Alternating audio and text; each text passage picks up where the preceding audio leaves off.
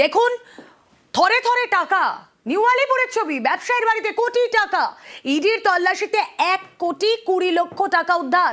ব্যবসার আড়ালে কোটি কোটি টাকার দুর্নীতির অভিযোগ। সোনা পাপ্পু যোগে ব্যবসায়ীর বাড়িতে তল্লাশি, ইডি তল্লাশিতে ব্যবসায়ী জয় কামদারের বাড়িতে কোটি কোটি টাকা। যে ছবি আপনারা দেখছেন, ইডি তল্লাশিতে 1,20,00,000 টাকা উদ্ধার।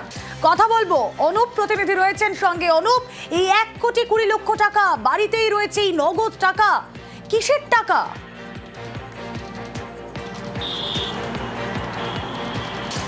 সকাল থেকে অ্যাকশন মুডে ইডি এমনটা বলা ছিল, এবং ইডির পক্ষ থেকে যখন তল্লাশি অভিযান চলছিল তার পরবর্তী ক্ষেত্রে কলকাতা জুড়ে 10 জায়গা তল্লাশি অভিযান করে। একদিকে সোনা পাপ্পুর বাড়িতে যেমন তল্লাশি হয়, তার ঘনিষ্ঠ একাধিক ব্যক্তির বাড়িতে তল্লাশি করা হয়েছিল। অন্যদিকে তার ঘনিষ্ঠ যে ব্যবসায়ী, তার বাড়িতে যখন তল্লাশি করা হয়, এই সান গ্রুপের মালিকের কথা বলা হচ্ছে জয়, ইতিমধ্যেই ব্যবসায়ী নিউ আলিপুরের যে বাড়ি, সেই বাড়িতে সকাল থেকে তল্লাশি অভিযানে গেছিল ইডির 6 জন তদন্তকারী আধিকারিক। তারা সিআরপিএফ জওয়ান নিয়ে সেই বাড়িতে গিয়েছিল।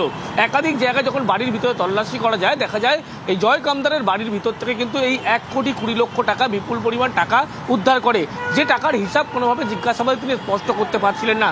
পরবর্তী ক্ষেত্রে দেখা যায় যে সোনাপাপ্পুর বাড়ি, যে বালিগঞ্জের বাড়ি, সেই বাড়ি থেকে একটি আগ্নেয়াস্ত্র উদ্ধার করা হচ্ছে। ইতিমধ্যে ইডির পক্ষ থেকে স্পষ্ট করা হচ্ছে যে সোনাপাপ্পুর বাড়ি থেকে যেমন আগ্নেয়াস্ত্র উদ্ধার করা হচ্ছে ইডি অভিযানে, তার পাশাপাশি এখনও তার ঘনিষ্ঠ যে ব্যবসায়ীর কথা বলা হচ্ছে, যার মাধ্যমে এই যে সমস্ত নির্মাণ সংস্থার টাকা সাইপুন করা হতো বা সেখান থেকে কিন্তু একাধিকভাবে বিভিন্ন জায়গায় পাঠানো হতো, এবং সেই ব্যবসায়ীর হাত ধরেই কিন্তু এইভাবেই নির্মাণ সংস্থায় একাধিক প্রতারণার ঘটনা ঘটেছিল।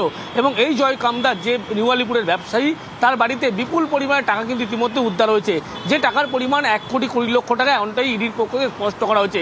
ইতিমধ্যে ব্যাংক কর্তৃপক্ষ আধিকারিক, তাদেরকে যেমন খবর দেওয়া হয়েছে, তার কারণ যে টাকা উদ্ধার হয়েছে হিসাব বহির্ভূত টাকা বলে এমনটা বলা হচ্ছে। ইডি সকাল থেকে যখন অভিযান শুরু করে, সেক্ষেত্রে কিন্তু আগে থেকে তাদের খবর ছিল এই অভিযানে নতুন করে ইসিআর করার পরে 10টি জায়গায় তল্লাশি হবে। প্রথমে সোনা পাপ্পুর যে বাড়ি এবং তার ঘনিষ্ঠ একাধিক ব্যক্তির বাড়িতে পৌঁছয়, তার পরবর্তী দেখা যায় নিউ আলিপুরের এই জয় কামদার যে ব্যবসায়ী, সেই ব্যবসায়ী বাড়িতে যখন পৌঁছয়, সেই ব্যবসায়ীর বাড়িতে সকাল থেকে তল্লাশি অভিযান করলে কিছু না পাওয়া গেলেও দুপুরের ঠিক কিছু পরে এই বিপুল পরিমাণ টাকা কিন্তু হদিশ মেলে। 1,20,00,000 টাকা এই নির্মাণ। দেখো, ব্যবসার আড়ালে যে কোটি কোটি টাকা, এই টাকা যে মিললো, এর মধ্যে দুর্নীতির অভিযোগ পাওয়া যাচ্ছে। বিধানসভা নির্বাচনের আগে এরকম ভাবে টাকা উদ্ধার, 1,20,00,000 টাকা, অত্যন্ত চাঞ্চল্যকর।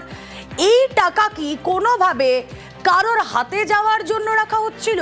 কোট আনকোট প্রভাবশালী যে তত্ত্ব ইডির তদন্তে এখনো পর্যন্ত উঠে আসছে।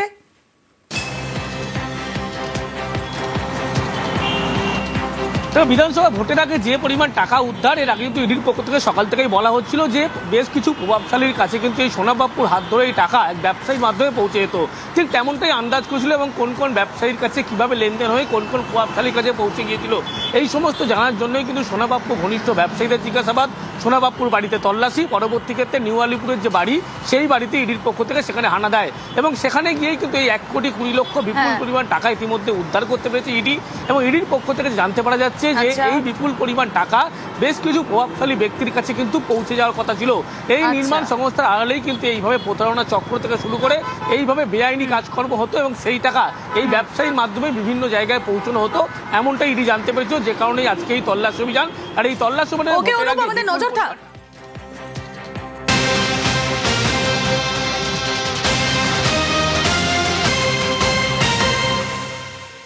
আর শুধু যে আপনাদের কলকাতার ছবি দেখালাম নিউ আলিপুরে, তা নয়, আসানসোলেও নাকা চেকিং এ উদ্ধার প্রায় 16 লক্ষ টাকা।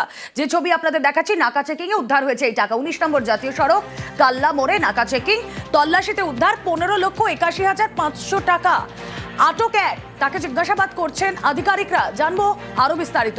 দীপক প্রতিনিধি রয়েছেন সঙ্গে। দীপক, দেখো, আসানসোলের কাল্লা মোড় 19 নম্বর জাতীয় সড়কের পাশে কাল্লা মোড়ে নাকা তল্লাশি করার সময় প্রায় 16 লক্ষ টাকা উদ্ধার করলো আয়কর দপ্তরের আধিকারিকরা। ইতিমধ্যেই যে গাড়িতে যে ব্যক্তি বসেছিল তাকে আটক করেছে পুলিশ, এবং জিজ্ঞাসাবাদ করছে আয়কর দপ্তরের আধিকারিকরা। রানীগঞ্জ থেকে এই টাকা আসানসোলের দিকে নিয়ে আসা হচ্ছিল পুলিশ সূত্রে যা জানা যাচ্ছে, কিন্তু কি উদ্দেশ্যে টাকা নিয়ে আসা হচ্ছিল এবং তার টাকার উৎসর্গ কোথায়, এই টাকা কি কারণ কারণে কোন ব্যবসার ক্ষেত্রে নিয়ে আসা হচ্ছিল তার সঠিক নথি না দেখানোর ফলেই কিন্তু ইতিমধ্যেই আসানসোল উত্তর থানার পুলিশ তাকে আটক করেছে এবং জিজ্ঞাসাবাদ করছে। এবং নাকা তল্লাশি 19 নম্বর জাতীয় সড়কের কাল্লা মোড়ে সেই টাকা গোনার কাজ চলছে একদিকে এবং গাড়িকে আটক করে রাখা হয়েছে। এই মুহূর্তে কিন্তু নাকা তল্লাশি এখনো চলে যাচ্ছে 19 নম্বর জাতীয় সড়কে, যেমনটা তুমি জানো বাংলা ঝাড়খণ্ড সীমান্ত এলাকায় আসা।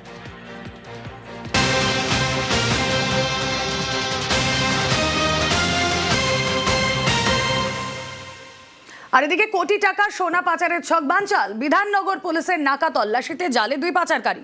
কলকাতা বিমানবন্দর থেকে সোনা পাচারের ছক, বিমানবন্দর থেকে ট্যাক্সি নিয়ে বেরোনোর সময় তল্লাশি, উদ্ধার 662 গ্রাম ওজনের সোনার গয়না। ব্যাংকক থেকে ধৃত 2 ব্যক্তি সোনা নিয়ে এসেছে। দাবি পুলিশের, কিভাবে শুল্ক দপ্তরকে ফাঁকি দিয়ে এত সোনা বিমানবন্দর থেকে বেরিয়ে গেল প্রশ্ন উঠছে।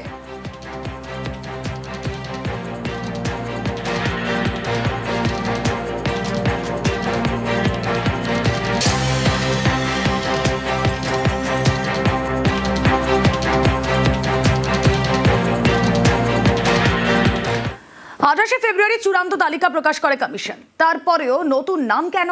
ফর্ম 6 এর মাধ্যমে নতুন নাম সংযোজন কিভাবে? তৃণমূলের ফর্ম 6 অভিযোগে কড়া সুপ্রিম কোর্ট।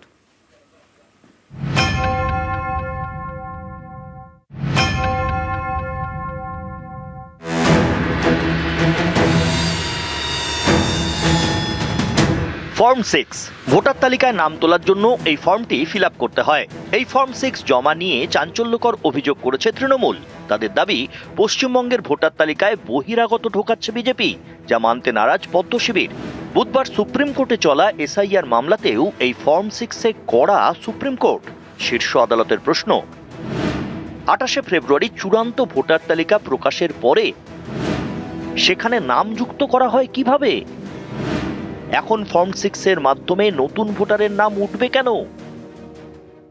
যে সমস্ত ফর্ম 6 তোমরা নিয়েছো সেইগুলো বুথে বুথে নোটিফাই করতে হবে। যদি 100টা ফর্ম 6 জমা দিয়ে থাকে তাহলে 100টা ফর্ম 6-কে নোটিফাই করতে হবে। সিওর অফিসে বসে কিছু হবে না, বা ইলেকশন কমিশনের যা বলে দিল তা হবে না। ফর্ম 6 একদম নোটিফাই করতে হবে বুথ ভিত্তিক। নোটিফাই করে সেই ফর্ম 6-এ যারা অবজেকশন দেবে সেই অবজেকশনে আবার হিয়ারিং হবে। এদিন সুপ্রিম কোর্টের আইনজীবী কল্যাণ বন্দ্যোপাধ্যায় বলেন, দিস্তা দিস্তা ফর্ম 6 জমা পড়েছে। নির্বাচন কমিশনের আইনজীবী তখন বলেন, মনোনয়ন জমার শেষ দিন পর্যন্ত নতুন নাম তোলা যায়।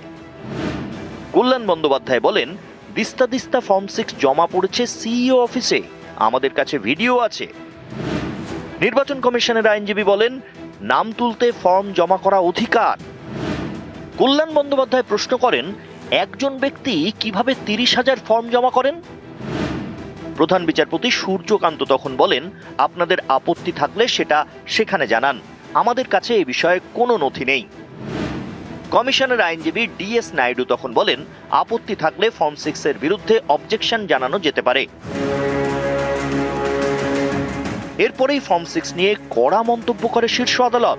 সুপ্রিম কোর্টের বিচারপতি জয়মাল্য বাগচি প্রশ্ন তোলেন, বলেন, 28শে ফেব্রুয়ারি চূড়ান্ত ভোটার তালিকা প্রকাশ করা হয়েছে।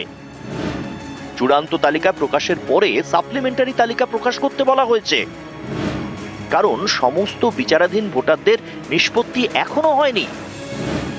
তাহলে এখন ফর্ম 6 এর মাধ্যমে নতুন ভোটারের নাম উঠবে কেন? কমিশনের আইনজীবী জানান, সাবালক হলে নাম তোলার জন্য আবেদন জানানো যাবে। এরপরে সুপ্রিম কোর্ট জানিয়ে দেয়, আদালত পরে এই বিষয়টি দেখবে। 6ই এপ্রিল পরবর্তী শুনানি। নিউজ 18 বাংলা।